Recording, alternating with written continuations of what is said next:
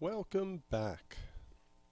Had a nice long vacation, and I'm sure you've forgotten everything you've ever learned, but we're learning something new anyway, so we should be okay. We're going to be moving into chapter 14 in your textbook, and we're going to be talking about gases. Just how they behave, how they function, and more precisely, the laws that govern them. Now, they don't really care what our laws are any more than you might care what they think, but they are going to follow the patterns that we have figured out, that we can set formulas to, and that makes it a little bit easier to do some calculations and figure out just how things change. But the way things change is more important. The conceptual ideas that we're going to be learning are going to apply no matter what sort of math you end up doing. And as long as you understand that, you're really in good shape about everything else. So what we're going to do is we're going to get started by sort of jumping back a little bit and thinking about what makes a gas actually expand to fill its container. This is the do now that we did. And the primary way to remember this is think of it in this way. You have a water molecule. And water is made of two hydrogens and one oxygen. And you know that the way this is set up, you've got a positive end and a negative end. Well, that's how it's built. No matter what you do, it has that positive charge and that negative charge, and that value doesn't really change. So if I've got another water molecule that's floating around, it's essentially going to line itself up kind of like this. The plus end goes to the minus end goes to the plus end, and so forth. Now the attraction that those two feel is not going to be any different. But what is a little different is how much these things kind of move around. These things can be kind of wobbly. When you're talking about temperature, all temperature is how much this stuff wobbles, how much this thing is moving around. If you've got a low temperature, it's not moving much. So when it sees another molecule, it sticks to it, and it doesn't move. And that is ice. That's a solid. When it starts to warm up a little bit, it starts to move around a little bit, and then this can sort of flow around a little bit, and maybe it'll be up here, or maybe it'll go to another molecule, but it just kind of is in close proximity to other ones. It's just free to move because they're bouncing around a little bit. Doesn't mean the attraction is any less, it just means that there's more motion going on. Well, in a gas, it's going nuts. It's bouncing around like mad, and when these things fly apart, they go zipping past every other molecule and they start bouncing off the walls all over the place. So gas expands to fill its container because it's banging up against that wall, then it flies to that wall, then to that wall, and to that wall, and it just keeps going. That's why it expands. A liquid won't, because it just ends up being stuck close to itself. So that's the idea behind this. And that leads us to our first law. This is Boyle's law. Boyle's law states that the volume of a given amount of gas held at a constant temperature varies inversely with the pressure. Now that might seem a little strange, sounds a little odd, it's just nice and precise. It's what these things really mean. When you're looking at different values that are out there, you've got values of pressure, values of volume, values of gas, actual quantities of the gas, values of temperature, and so forth. Any of those things can change. But if I keep the temperature exactly the same, say it's 100 degrees Celsius, boiling point of water, I just keep it at that. I also don't change exactly how much gas I've got. Then I'm really just down to a couple of things: pressure and volume, and how those things relate to each other. So you look at this, and it doesn't necessarily mean a whole lot of sense right off the bat, but you can just think of a simple demonstration that you're doing even as you're listening to this. You're breathing. The breathing law is Boyle's law. The two B's line up pretty well. So what happens when you breathe? Well, when you take in a breath, you move your diaphragm down and you expand your lungs. By expanding your lungs, the volume of your lungs goes up. As the volume increases, what happens is air rushes into your lungs. You spread out the lungs, and the air starts to actually flow in. The reason it does is the reason why anything really moves, whether it's water, whether it's a bulldozer pushing something, or whether in this case it's air. The pressure on one side has to be greater than the pressure on the other side in order to get it to move. So if the pressure on the outside of your lungs is greater than the pressure inside your lungs, then the air is going to flow inside your lungs. So when you expand the volume of your lungs, you decrease the pressure inside your lungs. This pressure goes down. And because it does, the pressure on the outside air is now greater and the air flows into your lungs. When you take a breath out, you do the reverse. You constrict, you contract, you squish your lungs. The volume goes down, so the pressure on the inside is greater than the pressure on the outside, and the air flows out. As long as you have a clear passageway in and through your trachea, that's where the air is going to go. It's just going to go flowing right up and out, because now the pressure on the outside is less than the pressure on the inside. And that's all Boyle's law is.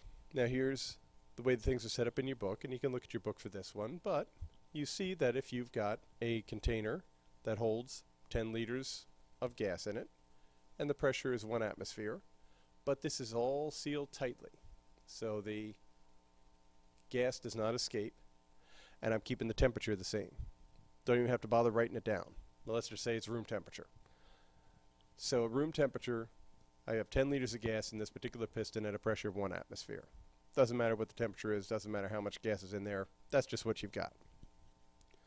Well, I can look at it kind of easily and just do 1 atmosphere times 10 liters gives me an answer of 10 liter atmospheres.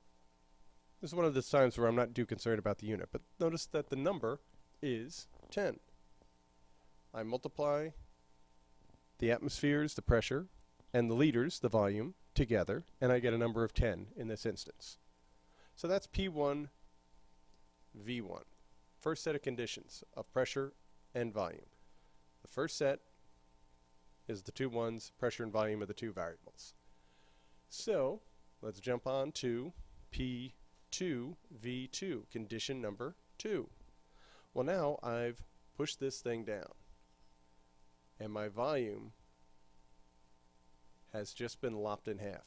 Now it's only 5 liters. Well, if I've only got 5 liters, but I still have to have 10 as my number, then the pressure had to have gone up to 2 atmospheres, because 2 times 5 is 10. And that's what you get. You push this down, the pressure is going to increase when the volume decreases. I do this one more time, but you see that the number is going to be the same. I'm still going to get the 10. So I do it one more time. I push it down a little bit further. Now I've only got 2.5 liters. But it's still going to multiply and give me a product of 10. So I have to have doubled my pressure again to 4 atmospheres. That's what this is letting me know. If I take my pressure and I multiply it by my volume, I'm going to get some set number. K for constant in this case. As long as I don't change the temperature or the amount of gas that's in there, this pressure times the volume is going to be the same number. If I bring one up, the other has to correspondingly go down to give me that same number. And that's all Boyle's law really is. So, let's let our buddy Scuba Steve, went a little too far, show us how this stuff works a little bit better. Here is Scuba Steve. I've got a container, and I'm going to put a certain amount of gas inside this container.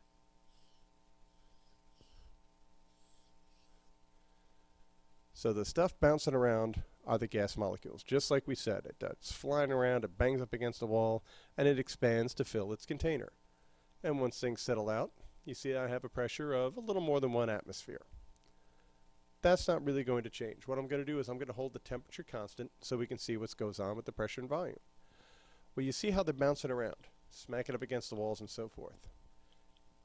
Pressure is really just these molecules hitting the walls. So if I've got a big thing of walls for them to hit, I'm going to get a certain pressure value. Remember, pressure can also be measured in pounds per square inch. Well, if I decrease my square inches, but they're still going the same temperature and they're going the same speed, then my pressure had to have gone up. And you can just see it. They're banging around at the same speed, but they're hitting the walls more often. So I've got an increase in pressure. That is the decrease in volume leading to an increase in pressure. So if I want to decrease my pressure, I have Scuba Steve back up a little bit, and now my pressure has gone down. They're still moving the same speed because it's the same temperature, but they're not hitting the walls as often. So the pressure goes down. So it really makes sense. If you were in an auditorium and you had all these people walking around, banging around, running around in a gym class, and then all of a sudden the auditorium was cut in half because they needed to do something on the other side, so they put those fake walls through, well, there'd be a lot more pressure. People would be banging off the walls a lot more. Wouldn't be quite as comfortable. You spread out, it's much more comfy. That's all Boyle's law is really saying. So that's the first setup, and that is the first... Sorry, I got a little chopped up. So that's the first law that we're dealt with, the idea of Boyle's law. And it's easy to set the calculation up. Pressure times the volume are going to be equal to a certain amount, which means that if I change one or the other, I go to a second condition, if one goes up, the other's going to go down. But you can set it up because you multiply the two together and you still have them equal to each other. So if my pressure goes up, when it goes from P1 to P2, this is now a higher value, then the volume has to go down. That has to be a lower value to balance that out. So simple equation. This is in kilopascals. It's another way to measure pressure. This is how it's set up in your book. Doesn't much matter. I'm probably going to be doing atmospheres for the most part. It's just a different way to measure it. So we've got a helium balloon. Balloons can change their volume very easily. So this one does. It's compressed from 4 liters down to 2.5 liters. So the 4 liters is my initial volume, my V1. The 2.5 liters is what the volume changes to. That's V2. So the pressure during V1 is also the pressure P1, condition 1, 210 kilopascals. Well, the first thing you want to think about before you even calculate this is this value going to be higher or lower? Well, as the volume goes down, things get squished more, the pressure has to be at a higher level. So let's try it out. So yeah, P1 V1 equals P2 V2. You look for P2, so you take this and you just divide it by the V2. They have it set up a little bit differently, but it's the same idea. You have the value of 210 kilopascals. Your initial volume was 4 liters. Your new volume is 2.5 liters. So you see that it is going to show you an increase. And it actually ends up going to 340. Actually, 336 is how it be calculated. They're going to 340 due to significant figures. Up to you if you want to go that route. I'm not all that concerned in this particular class. But that gives you an idea of how to use that. There are a couple other problems that you can work through. Work on the practice problems. The answers are in the back. And make sure you understand that. And that pretty much covers things for Boyle's law. So the next video we're going to talk about Charles's law and Gay-Lussac's law, because they're actually rather similar and they both make as much sense as this one does, and the math is going to be very simple. So we'll try that on the next one.